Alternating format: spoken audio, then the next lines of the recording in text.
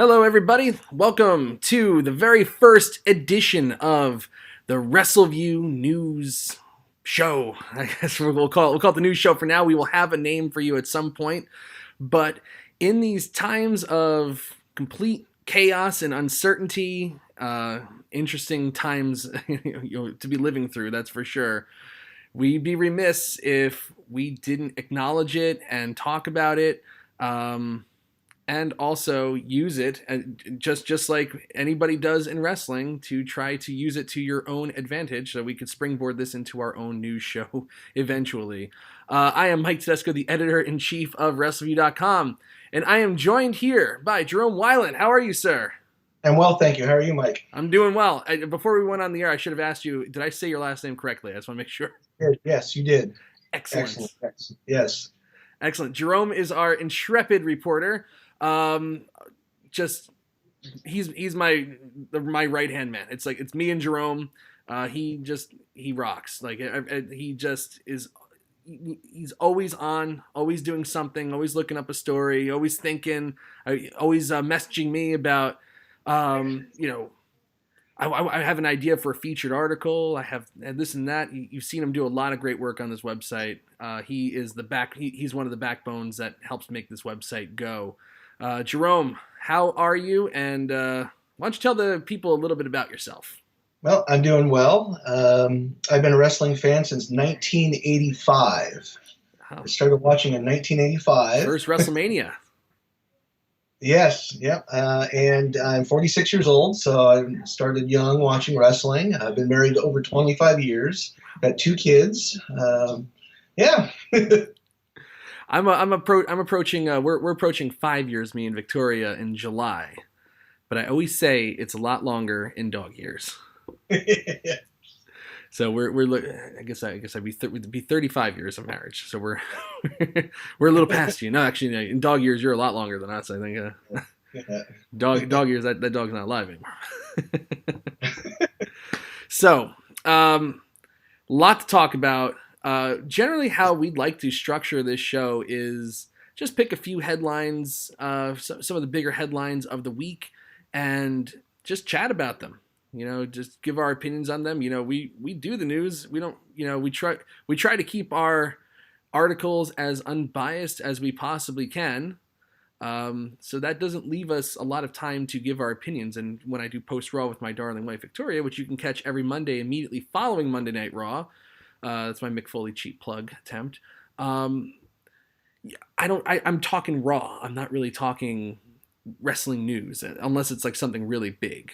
So I have opinions. I'm sure people are curious about them. I get emails from people curious about what I think about something. I'm sure you do as well, Jerome. So here we go. But unfortunately, the biggest thing to talk about this week is obviously the coronavirus COVID-19 pandemic that is sweeping the world and launching us into a state of just complete confusion and chaos and uncertainty.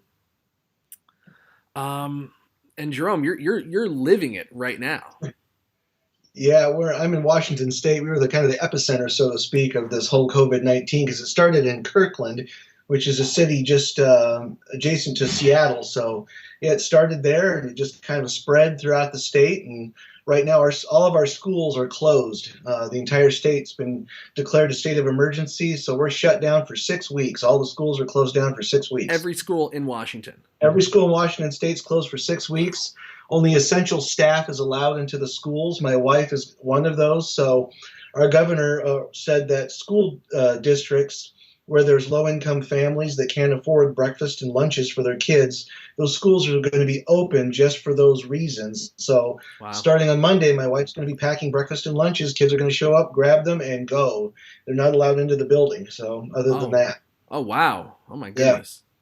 Yeah. That's something. We here in New Jersey, they just announced yesterday that we're shutting down my school system for at least 2 weeks.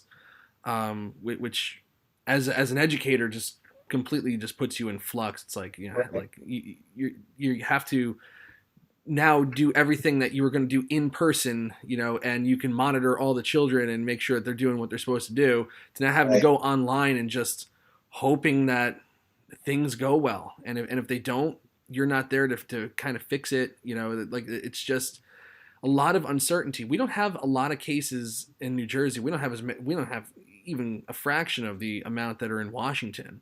Yeah. But I do have a feeling. I have a sneaking suspicion that when the tests to check to see who has coronavirus and who doesn't, because I think we really need to get a handle on who has it and who doesn't, because I don't know if quarantining is enough. You can quarantine, and then somebody could be exposed the day before you get out of the quarantine, and then it's all over again. I think we need to know who has it and who doesn't, but we don't have half as many, and they're shutting it down. It's wild. Yeah, it is. I take public transportation to Seattle 4 days a week, but now I'm doing 3 days a week, and it's been very scarce.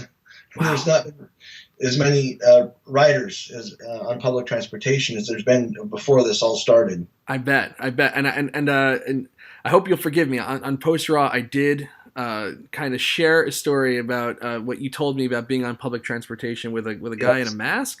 There was a guy wearing a gas mask on the train to Seattle. Yeah, a little overboard, I think. There's been so much hype in the media. Local media has really hyped this up. And just this morning, our local Costco, they're having police escorts in and out of Costco because that's how busy it is. And they're only limiting one thing of toilet paper per person, one thing of hand sanitizer per person. They should have done that all along. Oh. Yeah. And so the lines are just astronomical. The line to we have two Costcos, and our main one, the line is out halfway through the parking lot as of this morning just to get in, and people are getting escorted in one by one. So it's absolutely crazy out here. Oh my goodness! Wow, that is insane. I didn't think it would get to that point yet. Although I do wish that they did that, because here we are completely, like, every store is completely cleared out of everything. Right. You go to Lowe's to go return some lights, and you see a guy just with a shopping cart and just starts loading it up. Like how like those like stores, they just have like little pallets, and they just have stacked water bottles. Somebody's just cranking in water bottle cases. It's just like the selfishness and the dark underbelly of the American people is kind of coming out. So sometimes the worst of us come out. The worst inclinations of us come out at these times, and you can really see it. But also, like those instances, like your wife having to be in school is people are going to school sometimes, not just for an education, but that might be their meal of the day. Right. Which is, those are like those things that you just kind of just can't believe happen in this country, but they happen. Not only do they happen in this country, they happen all around us all the time. Like people that you wouldn't expect, show up at the church's food pantry and stuff like that. Sometimes you're like, wow, like people, everyday people are struggling, and they just get up and they go about their business. It's inspiring when you think about it. But when something like this happens, this upsets more than just like me, like having to go online and teach all my classes that way. It's like this is a life and death thing. Yeah. Right. My kids start online classes starting on Monday for the next 6 weeks. So, yeah. Man, 6 weeks online. End of April. Oh boy. I knew it was getting real, though, when here in my archdiocese, I'm Roman Catholic, so they canceled all Sunday masses. Yeah. And there's no word on next week yet. But most likely not happening, and we're right in the smack dab in the middle of Lent. My dad called me up. He hasn't missed a church service in 15 years, and he was near tears on the phone. He's like, "What am I gonna do if there's no mass?" I'm like, make a spiritual communion, I guess. I don't know. Our church is closed too. We're closed down too. We go to a Baptist church, and they're doing online services through YouTube starting tomorrow. So. Yeah, there's going to be an empty sanctuary. Wow. Yeah. Oh my goodness. So interesting times ahead.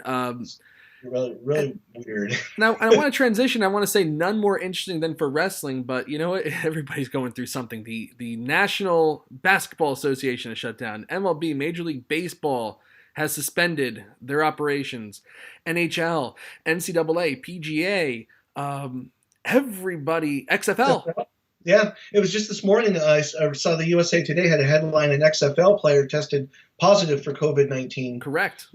Yeah, And I did see this funny meme online. It was like one of those videos of like Vince McMahon doing the big dance, like, you know, and when he walks, and it goes walking into the weekend knowing XFL is going to get 67 million viewers, and then like an hour later it came out that they were shutting down. I was like, yeah. The Dragons were slated to play in an empty CenturyLink field today, but that of course isn't happening now. I know it's actually a bummer, and I see online, like, you know, there's a lot of people that just, you know, like I'm a fan of professional wrestling. I want all companies to succeed. You know, I'm hard on WWE, but it's because it's like I see ways that they could improve and just be better and make the product better and more entertaining. You know, and maybe they're the right ideas, maybe they're the wrong ideas, but no matter what, they're not connecting with people, and I want them to connect with people because I want wrestling to be around forever. And as WWE goes, so goes the industry. It's kind of like GM back in the day, but GM actually did go eventually, and you know,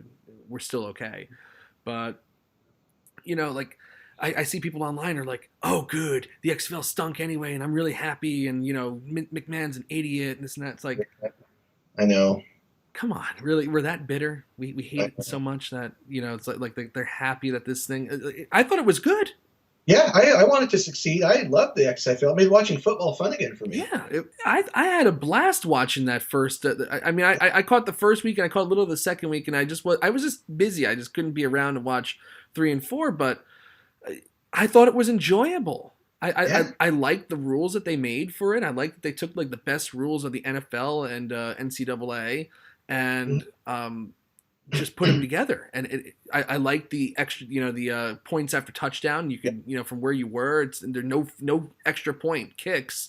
It's just, you know, you get a 1 point if you start here, 2 points and 3 points. It was like there's great strategy. I love the coaches on the headphones. I thought it was just super unique and way better than the first one. I agree. I thought this relaunch was there's much more thought put into this relaunch by Vince McMahon than the first go around. Right. And he has like the right people running it, because Vince, at the end of the day, I really don't believe in my heart that Vince is a sports guy. No. I don't think he's like, you know, sitting at a pay-per-view, like, you know, kind of keeping an eye on, you know, so what Sunday Night Football is going on here. But you know, he has people now running it that actually know the sport and know, you know, and have great ideas. I think that's what was definitely missing from the first XFL. Right, because he's a wrestling promoter. Right. And I always thought that it was like he had the XFL because I thought he tried to buy like the Carolina Panthers or something like that, and they denied him. They laughed at him, and he just wanted to just take it to them. It's taken all these years, 25 years, but I don't know if he took it to them, but it definitely made it, you know, like I thought it was a good product, and I thought that if they played the full season and, you know, they get another season, they can start to put pressure on the NFL to maybe make their game, you know, change their game up a little bit too. Yeah. But professional wrestling itself is definitely taking a pounding here, you know, in terms of coronavirus. You know, obviously it's a nationwide, worldwide, you know, pandemic that's going on, and we don't have currently, as of this moment, and by the end of the show it could be different. Who knows? It's constantly changing. We don't have any directive coming from the federal government that says like, okay, everybody stay indoors, or every single public event is canceled. Right now it's left to the states, and in some cases the states leave it to the local governments to make the choice on whether they want to run a show or not. Currently what's going on in Florida is Florida Governor Ron DeSantis said he's suggesting a ban on all mass gatherings of people for the next 30 days. But he stopped short of actually enforcing it. Because here in New York City, Bill de Blasio enforced it completely. Elton John, Billy Joel, they're supposed to have concert at Madison Square Garden coming up in April, and actually at the end of March, I thought too. Canceled.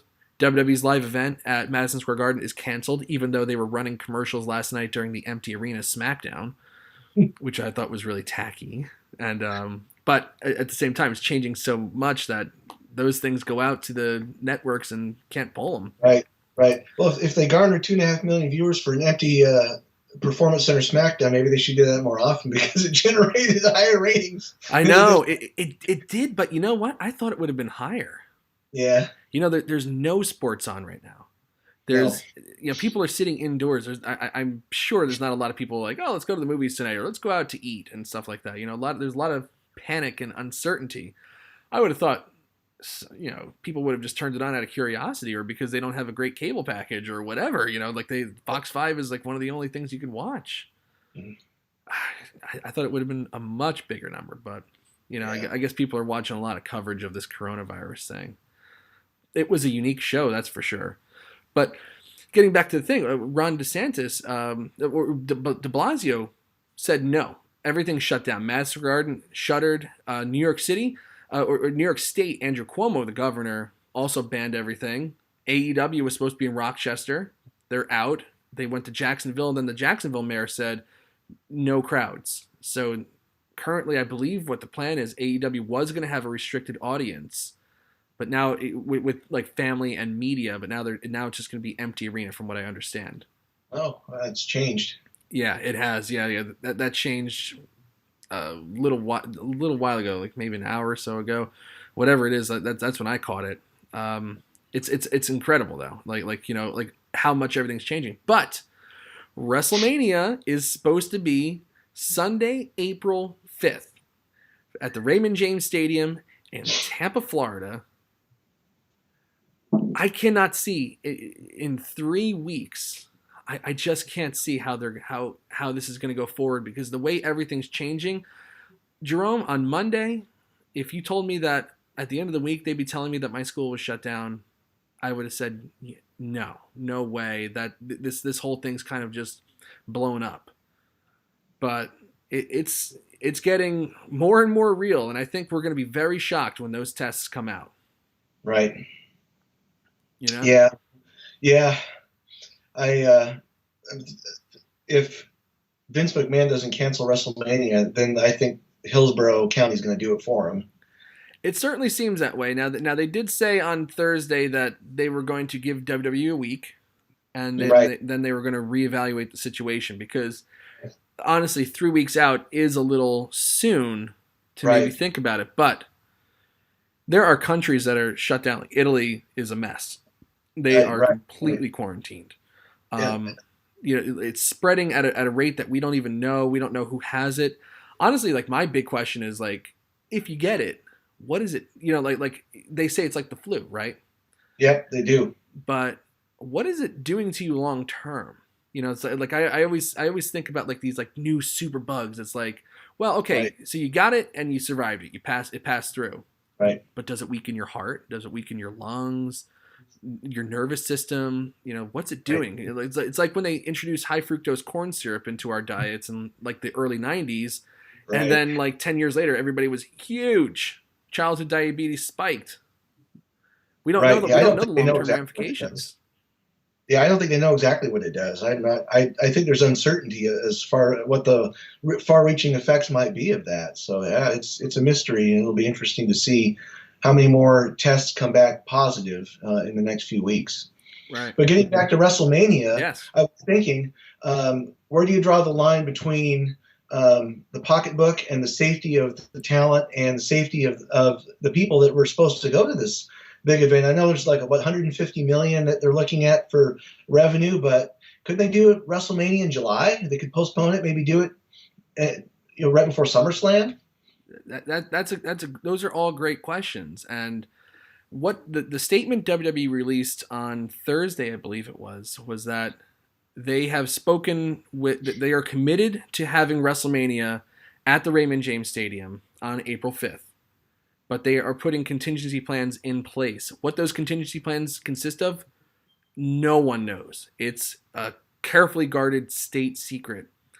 and all we're gonna do right now is just speculate, everybody, ladies and gentlemen. What we're gonna do is just speculate as to like what it is. But if I had to guess, I cannot see them holding it in the Performance Center empty. No, no, I can't see an empty Raymond James Stadium either. I don't think they would do that. You're right, and it's just it's 3 weeks away, but in terms of like how fast this thing's going to clear up and how many healthy people are going to be, and I mean the United States just instituted, we had a travel ban on people from Europe except for Great Britain, but now it has been extended today, Saturday, March 14th, to Great Britain and Ireland. Yeah. So those people that were going to fly in for Mania can't come. Right, exactly. So that's a good portion of that crowd. There's a lot of international travelers. 67 different countries were at WrestleMania 35 in East Rutherford this past year. So that's going to be a big dent just in the attendance alone. And then, as this thing goes on, there's currently no vaccine for it, and like I said, we don't know who has it and who doesn't. I believe the paranoia is going to ramp up even more until this thing gets a handle put on it. I cannot see how they could possibly have it on April 5th. And what I honestly think WWE is doing is they're trying to hold out as long as they can, and have Hillsborough County cancel it for them, so that they could say, they could turn around and say to the insurance company, hey, we had every intention of having the show, but they said no. So, we'd like to recoup some of our losses here. Right. That's the only thing I can think of. Or the only other thing that they could possibly do. Right. I mean, there's a few things. I have seen a lot of ideas online that I really liked, but the one thing that popped into my head, Saudi Arabia. WrestleMania in Riyadh or WrestleMania in Jeddah. Saudi Arabia. I haven't thought about that, but that could be a reality. That could actually, I could see WWE doing that. And that's scary. I mean, I'm not scary, and I'm not. It's nothing against the Saudi Arabian people. I don't mean it like that. But the fact that WrestleMania would have to just take place outside of this country, there would, in my mind, there's almost nowhere for them to go. No. So the only place that they really could go that would give them money in a short amount of time is Saudi Arabia. Yeah. That's pure speculation. Right. But they have their own troubles over there. It just came out like a week or so ago, or the week after they came back from Super Showdown, that the Prince MBS, I forget how his full name goes, but I know his initials are MBS, was holding 3 members of the royal family, including his brother, and they weren't sure, if they were still alive. That was a week after they left. So there's always been political turmoil, and there's a lot of political casualties that happen at that show. But could you imagine, waking up on Sunday, April 5th, and WrestleMania starts at noon from Saudi Arabia? It could happen. It very well could. It very well could. Other ideas that I saw being floated online just by people, and again, pure speculation, were like, okay, so we don't have WrestleMania this year. There's no WrestleMania. First time ever, unprecedented. We take the matches that were going to happen at WrestleMania, and every Raw and SmackDown features one of the WrestleMania matches for the next month or so. But if they're in empty performance centers, how would that go? No, I don't think Vince would go for that. I know, but he might be forced to. Yeah, you never know. I don't know. Even bringing all the crew together, because when they disperse, like what happened on SmackDown last night, you covered the Paige story for us on the website. What happened there? So Paige sent out a tweet apologizing that she couldn't make SmackDown due to travel issues, and it appeared it was due to the coronavirus. She lives in Los Angeles, so if she tried to get a flight out of LA all the way to Florida, that wasn't going to happen because airlines are being real strict, especially here in Washington State with SeaTac Airport. They're real strict on even travel within the United States. Really? Yeah, people are coming in and they're getting tested once they get off a plane. They're making sure they get tested, even if they're flying from within the United States, just to make sure that the virus is not being passed along from that individual. So, yeah, it's being taken very seriously out here. My goodness, wow! It's almost like martial law exists over there in some places. It is. Yeah, it is. It's very, very different atmosphere out here. It's nothing like I've ever seen. Yeah, no, in my life, I don't think we'll ever experience anything like this in our lifetimes ever. Again, God willing, that never happens. But I know that California is in a state of emergency too. Do you have any information on whether that's happening at their airports as well? I don't know. I don't. And the only reason I know about SeaTac is because I work for the Port of Seattle, and so we manage and operate and own the airport. So I see all the firsthand information that comes through right in the airport. Correct. Wow. I mean, yeah. So like you were saying, and we don't know if what's happening in Seattle could happen in other places. Maybe that could happen in Los Angeles. Maybe that could happen in Florida or New York, New Jersey. Maybe they could be doing the exact same things and limit travel almost completely, or stop it altogether as well. Right. So they want to do these shows in the Performance Center. Like it came out last night that Raw was supposed to be at the PPG Paints Arena in Pittsburgh for 3/16 day, was canceled and moved to the Performance Center. And they're going with the mindset that everything's going to be at the Performance Center for the foreseeable future, essentially, which is crazy because I saw that show last night. It was like, okay, it's a novel concept, but if I have to watch a 3-hour Raw with no crowd there, sorry, they already used the Elimination Chamber on SmackDown last night. We're gonna have to start going in the classic matches eventually to fill up time. Yeah. It'd be interesting to see how this Raw comes across on television, especially with Steve Austin, because he relies on the fans and the crowd for his promos and right. So if there's no crowd there, then it's just Steve Austin in the ring drinking by himself, and that's just weird. It'll be really weird. Then it looks like, okay, there's a bald guy in the ring that has a drinking problem. This isn't good, and he's like foaming at the mouth. I'm like, what is going on here? It's like I know. Did I turn on A&E and I'm watching Intervention? Like, what is this? But it was reminiscent of that Raw that happened in 2015, the day after the Royal Rumble, when we were supposed to have this big nor'easter here in the Northeast. Right, I remember that. Oh, I'll never forget. Oh, it's gonna be crazy, and there's gonna be 10 feet of snow and all that, like whatever. And so the governor of Connecticut called a state of emergency. They're supposed to be in Hartford, I believe, right, and shut down Monday Night Raw. So they had it from WWE headquarters. I remember that the headquarters Raw was okay, only because they spent like an hour and a half of that 3-hour Raw with 2 matches from the previous night's Royal Rumble. I don't know what kind of rabbits they could pull out of their hat for this Raw, because they already used Elimination Chamber. Right. and if they just do a 3-hour Raw in front of an empty crowd, an empty arena, it's going to be dragging. It'll be the longest 3 hours of television in WWE history. It's going to drag. Jerome, it may be the longest 3 hours of my entire life. It has potential to just be totally ugly. I know they have the AJ Styles Undertaker contract signing, but those are types of segments that you rely on the fans for their reaction. Right. And so what kind of reaction are they going to get with, as far as television ratings? It's going to be curious. I'll be very curious to see what the ratings look like on Tuesday. I think the curiosity factor, and I think I think by Monday we'll have come to grips. So most people have come to grips. So like, okay, we're indoors. Like, we need to find something to watch.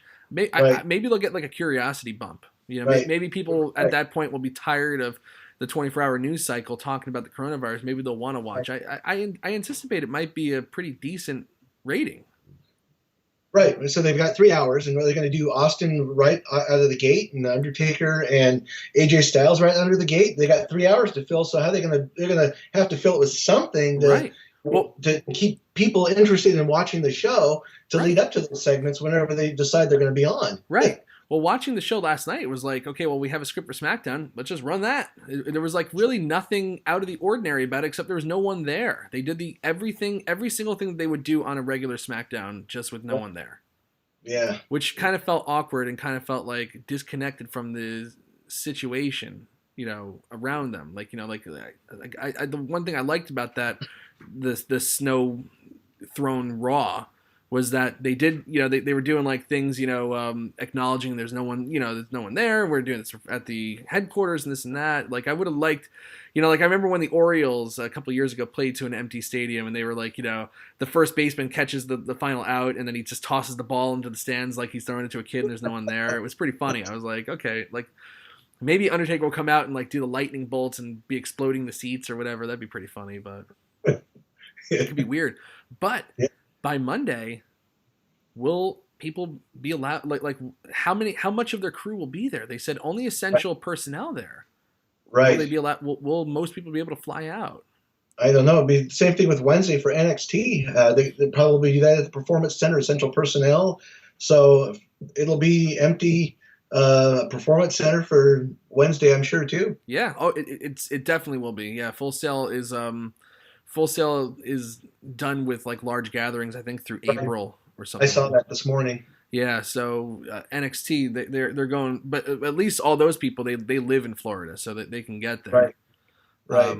But it's going to be a big question mark as to who's coming to the shows, who's not there, and that's why depending on how long this goes on for, and I've seen projections that this thing won't be completely blown over until May or June or even into July. Right. I don't know how they're going to get people to WrestleMania. And it's not just people flying in internationally. It's people domestically will fly into it too. And I'm sorry, if I'm like in Montana and I want to go to WrestleMania, I'm not driving to Florida. No. You'll drive. Flight or bust. Yeah. But looking at Wednesday, AEW, you mentioned that it looks like Daly's place will be essential personnel, which wasn't the case at first. So they're supposed to do this big reveal of the Exalted One, and that's another segment where you're going to rely on the fan base and the fans there to have their reactions. So you're going to do this in front of an empty venue, and I just don't know how that's going to come across on television. Right. And then in New Jersey, they're supposed to, in Newark at the Prudential Center, they're supposed to have that blood and guts, double ring, double cage, War Games type match. I was going to be there. So, yeah, and so now they're supposed to move that to a different venue, but they haven't announced yet what venue and if it's only going to be essential personnel or if they're going to funnel in a very small crowd, depending on what venue. I mean, what venue could they do it at besides the Prudential Center? Yeah, that's a great question. They have not announced what venue it's going to be at. The Prudential Center is definitely off. Newark has stopped all that stuff. Prudential Center or close to a sellout too. Yes, it was basically sold out. It was like only like the real nosebleed seats, were still picking up people. But I think once they announced the roof on the cage, I think that spiked a lot of people's interest, and I think they did wind up getting rid of the rest of those tickets. Right. It's over now. They moved into July. What venue in New Jersey would be big enough that would hold something like that if they still do the blood and guts? I don't think they'll do it in Jersey. I think everything. I think they're going to have to say that everything's going to be in Jacksonville. But AEW, I believe that they'll acknowledge the situation, and I think there'll be an announcement probably on this Wednesday's Dynamite. If I were them, I mean, and again, speculation right now, but my opinion, I would hold off on blood and guts. I think that's a big money match. I think I think you throw the book out. Whatever you had planned, cut it in half, throw it away, whatever. I think you could do blood and guts. You could build it up, kind of just like do a couple of special matches on TV. Do blood and guts at Double or Nothing. Right, or maybe save it for a Dynamite in September, October at the beginning of the television season. Right, or maybe when they're allowed to have people back in an arena, like, okay, you know what, like let's celebrate, let's have blood and let's do the blood and guts thing, and they can thank Vince McMahon for that expression, by the way. Yeah, I saw that. Yeah. When I saw they were calling it Blood and Guts, I got a real chuckle out of that. That was Yeah. that one, like I've been very critical of them, like and they have not done it, but like at the beginning at last year's Double or Nothing when Cody did the thing with Triple H's throne and stuff like that, I was like, you're looking minor league doing stuff like that, but that one Vince asked for. Right. Vince criticized them and they responded. So Right. Right. Speaking of Double or Nothing, do you even think Double or Nothing, depending on how long this whole COVID thing goes on, is Double or Nothing off the table? Oh, man. Because our local health officials out here are saying that 50 days from the time it started will be when it starts to subside. So that would be end of May. And Double or Nothing is right around that end of May time period. Man, oh man. I don't know. It's that's so far out that I couldn't even possibly even take a guess at that. But that's another thing. That's another one of those things where the news people will say, "Watch this space." It's right. Everything's in flux, and right now, if you're checking out this video and you're checking it out on Monday, everything we're saying could be completely incorrect based on the situation of that day. I anticipate next week, probably around Wednesday or Thursday, we're gonna be shocked by something having to do with Wrestlemania. I agree. Yeah, I agree. And I just like like the Performance Center things right now. They're staying afloat. They're trying and look, my hat is off to WWE for what they did last night. Yes, a lot of people say that they're opportunistic and they just want to make a buck and they're that kind of company. And yes, very much so. They had it. I mean, if you want to be really dark and cynical, they had a guy die in the ring and kept the show going because that's just what they believe.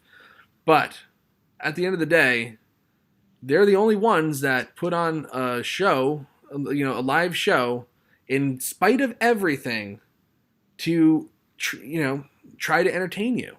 So I have to take my hat off. Maybe not to the executives who make all this stuff happen and make all have everybody do this stuff, and they don't have the foresight to say like if we cancel WrestleMania, like people will admire us for that rather than something else.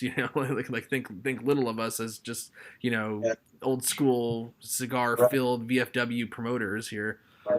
Like they could probably possibly be looked at, with reverence. But my hat is off to the performers because they still go out there. They did their job. They hit each other hard. They put on the best show that they possibly could. I salute them for that. I had this weird thought. What about WrestleMania in a state like Alaska or Hawaii where you hear nothing about COVID-19? I mean, that thought just popped in my head. I mean, they've been to Hawaii, once or twice, I think, in this last year, and then they were in Alaska, I think, too, for a house show. Yeah. Here, yeah. And we hear nothing. And they're small venues, but they can make it work if they had to, I think. I initially, like one of my contingency plan thoughts was maybe having it in Toronto. At the old Sky Dome, but they were supposed to have a live event in Toronto this weekend, actually today. Oh, then they canceled it. And they canceled it. So Toronto's out. I mean, in my mind, then maybe they canceled it because they're going to announce that they're having it at the Sky Dome. Who knows? But I highly doubt it. Alaska, yeah, but does Alaska have any stadiums? Well, they have a hockey arena. I mean, so a small hockey arena. I mean, it wouldn't be the 80,000 plus that they're used to. I mean, it'd be more like probably 3,000 or 4,000, but at least there'll be fans. Yeah, I agree with that. And they'd have merchandise they could sell to people in a state that really doesn't get live professional wrestling events that often. Are there enough wrestling fans up there, do you think? I don't know. I've never. It's like, yeah. I wonder what their crowds look like at the house shows that they do. Right. Yeah. I don't know. All interesting thoughts for sure. Right. Yeah. I mean, yeah. Hawaii or Alaska. I mean, they had the Pro Bowl down in Hawaii, right? They did. Yeah. So that's a possibility. Then that means that they do have a stadium out there, but it's just getting people out there then.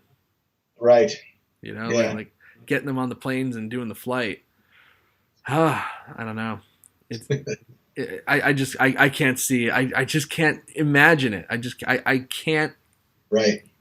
process it in my head that they'll actually have this. I'm Yeah. going under the assumption that April 5th, it'll be Palm Sunday, and I'll be sitting at home with a palm, and that's it. Right. There's no wrestling on, you know. Yeah. No. The interesting thing is that now Ring of Honor canceled their 18th anniversary Right. pay-per-view for tomorrow, and they were supposed to do that ROH past versus present today, and they canceled that as well. But the one company you hear nothing from is Impact. Right. Impact's supposed to have the Rebellion pay-per-view at the end of the month at Terminal 5 in New York City. Oh, it's canceled. And Impact has had no statement coming out that I'm aware of that said that event's canceled. I'll have to reach out to Impact at some point and ask them. But as far as I know, every single gathering in New York City over 250 people, which maybe TNA wouldn't get. Impact wouldn't get 250 people. Who knows? But that also includes personnel and people performing. So, however, if they bring 50 people there, then they can only have 200 in attendance. And if they bring their families, then that's even less. Right. If there's media there, that's even less. They're used to 50 people. Yeah, I don't know. I don't know in terms. Yeah, I can't. I don't think they're going to have it because. Right. And they should make a statement about that because the New York City thing is at least 30 days and possibly longer. It's the foreseeable future, from what I understand. Mm-hmm.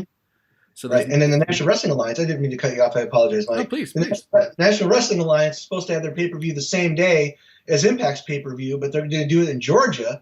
And we heard nothing from Billy Corgan or the NWA about that event being canceled either. Right.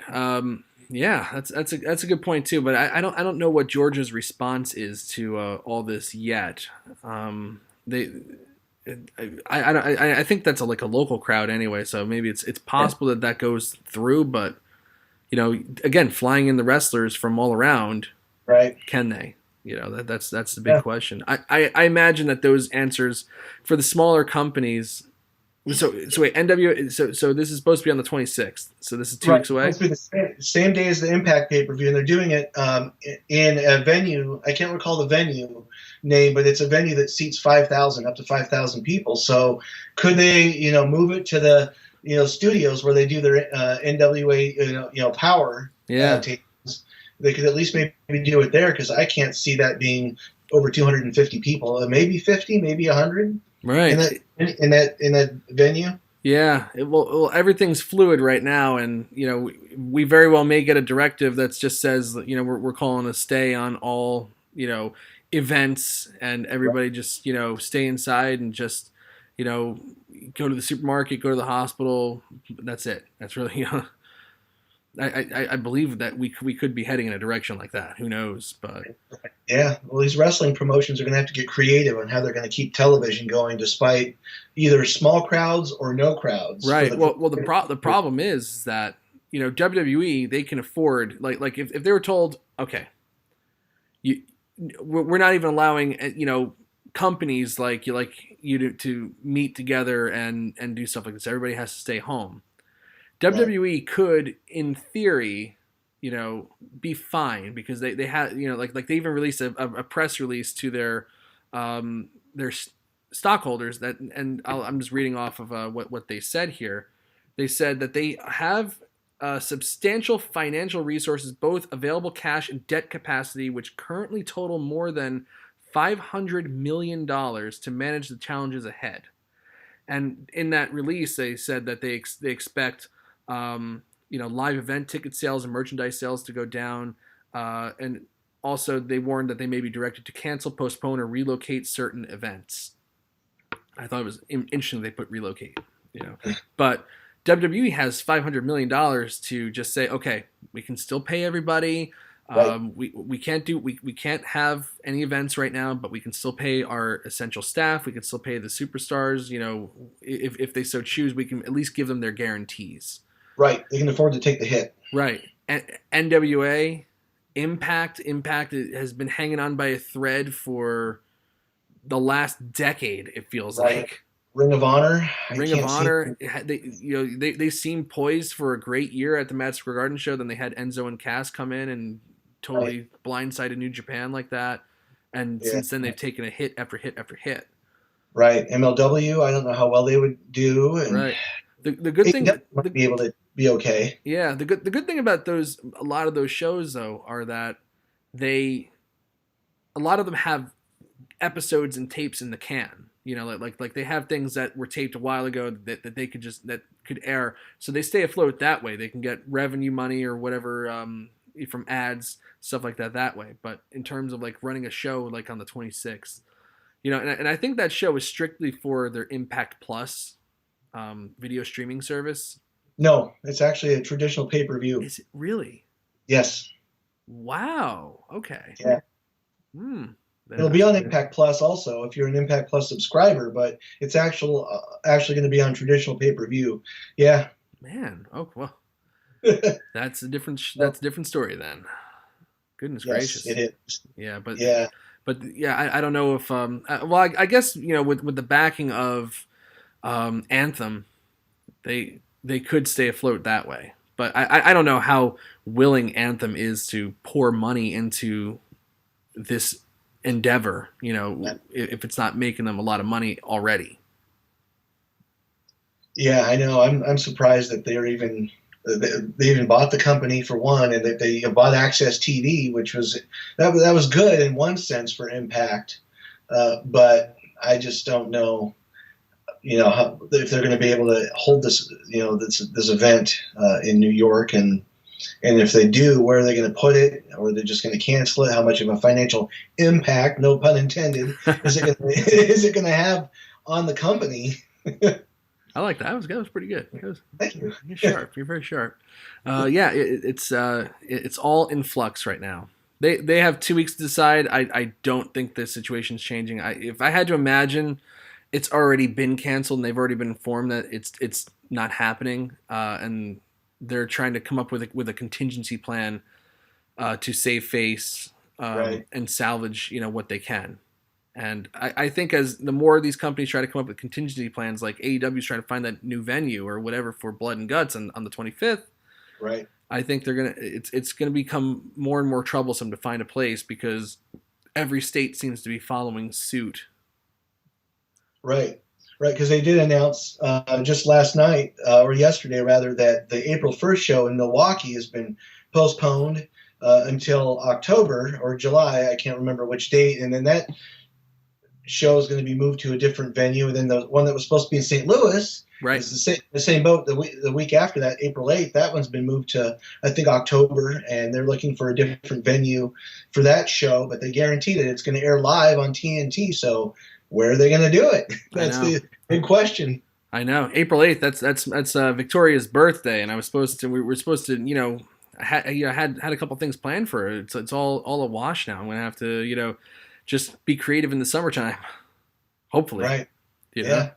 It's everything is just completely just in a state of everything's just a big question mark. If you have tickets to a show in the coming weeks at WWE, at AEW, Impact, Ring of Honor, MLW, Billy Joel tickets, Elton John tickets, whatever it is that you're interested in, you know, depending on the date, if it's in the next month or two, put a big question mark on that ticket and check the refund policy, because you very well may need to go down that route. Right. I know with AEW for their April 1st and April 8th shows, they were mentioning in their announcement that you can get a refund at your point of purchase, or you can hang on to it and it will be honored for a future Dynamite in that location. So when that will be, nobody knows. Right. Yeah, they did the same thing for the for Dynamite this week and the week after as well. You know, so if you bought the Newark ticket, I believe it's going to be July 20. Oh, I should know the date. I believe they said it was going to be July 25th or something like that, for when they're going to return to Newark. It's sometime in July, or it could be July, or is it July 18th? Whatever it was, it doesn't matter. They will honor those tickets there as well. So something to keep an eye on. But I think I'd go for the refund. Just get the money back, and if I want to go, I'll get those tickets later. I think that's what a lot of people are going to end up doing is going for the refunds and then seeing how this thing pans out and then rebuy their ticket or just watch it on TV. Yeah. So Jerome, as as they try to scramble for, to get their shows on and this and that, do you think that they're making the right call to try to continue on, or do you think that they're just spinning their tires and they should just quit while they're ahead? And this is for any company. I think they should do what they can to keep going, just to keep some type of viewership coming in at the very least. Because if they stop and go on a hiatus, how many viewers are they going to permanently lose versus viewers that they're going to, wait for the show to come back? But I think if they keep people watching, like what WWE is doing with Empty Performance Center, it keeps, at least at the very least, it keeps people watching the show. I think WWE, they're still going to get their money coming in. There's same thing with AEW, but Ring of Honor, I know they have enough shows taped in the can to where they can keep their television going, and I think the same thing with the National Wrestling Alliance. Impact, though, I don't know where they're at with their television tapings.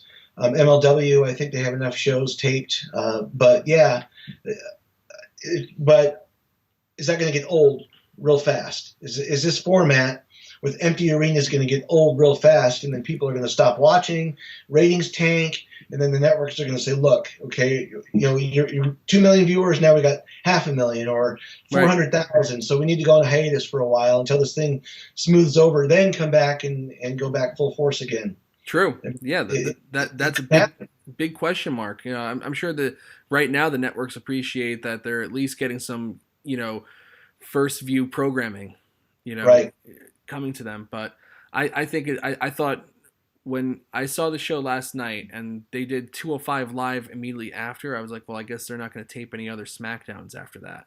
No, John Cena was he was watching from the seats. He posted that on Twitter this morning. I saw. Yeah. So he's like 205 is like one fan, I guess, in the exactly. In the Performance Center. Which if you've ever been to a SmackDown taping and stayed for 205 Live, you know the feeling.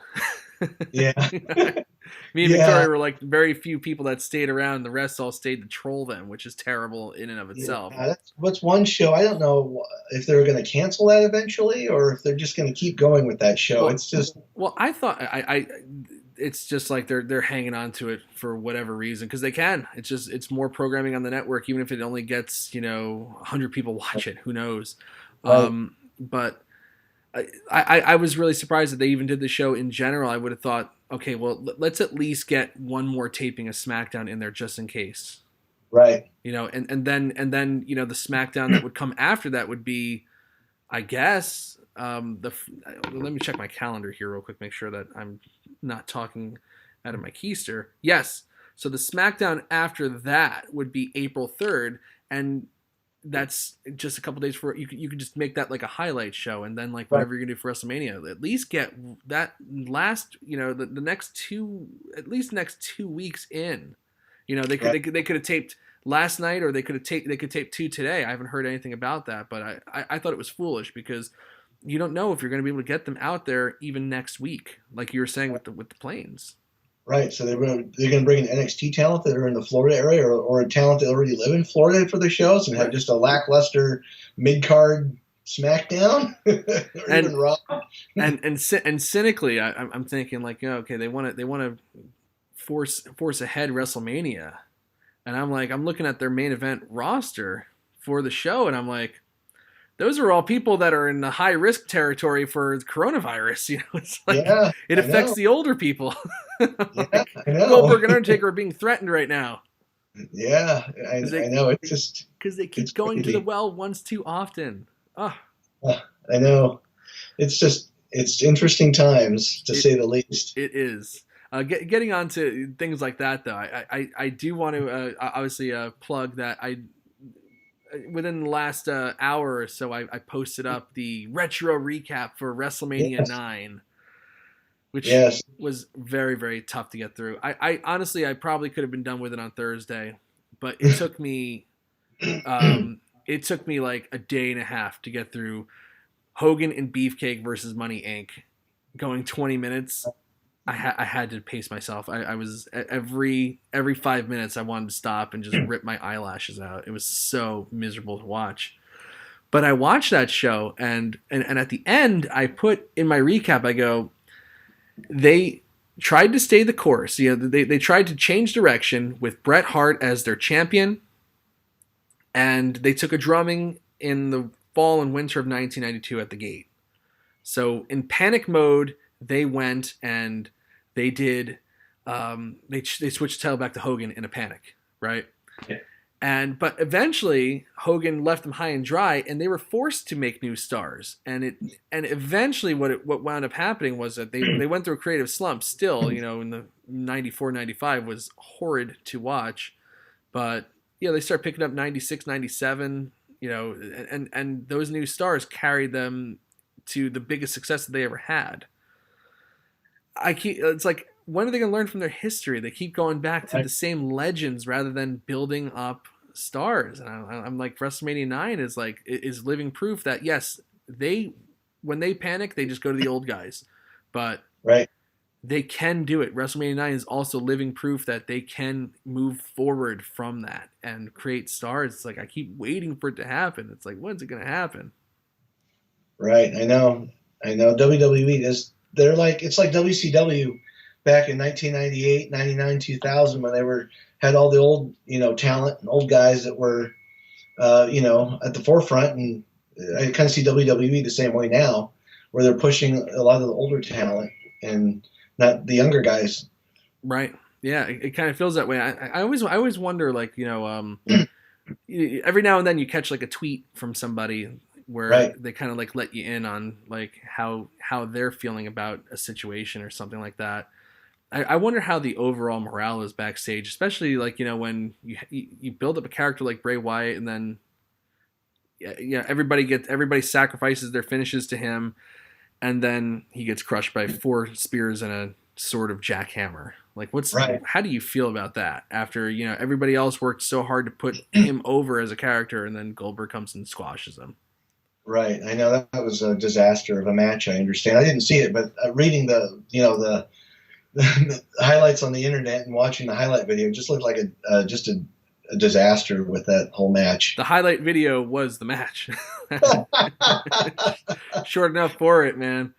Yeah, I know. It's crazy. I know. But I think we were talking before about WWE back, what was it, last year, where they said they were promising all the new talent, younger talent, different matchups, and that kind of sort of happened. They had vignettes with EC3, and he's disappeared, and you don't see any of these other, you know, talents they promised they were going to give these pushes to. Right. Well, they have Heavy Machinery, which they're getting over pretty good for that. But those are like really the only ones. I guess you could say Lacey Evans, but she's not used enough.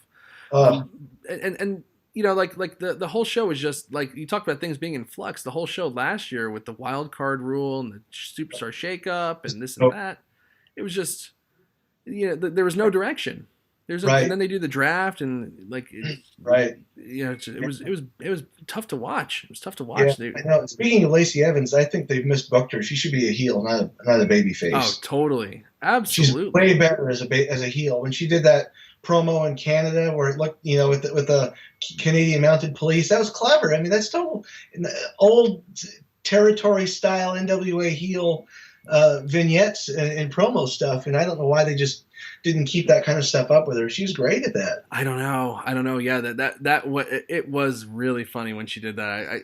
And so many people thought it was real, and that's what I like. I like when you can trick the people online and let them like, who's that? Did that really happen? You know, it doesn't happen all that often. So right. You know, yeah.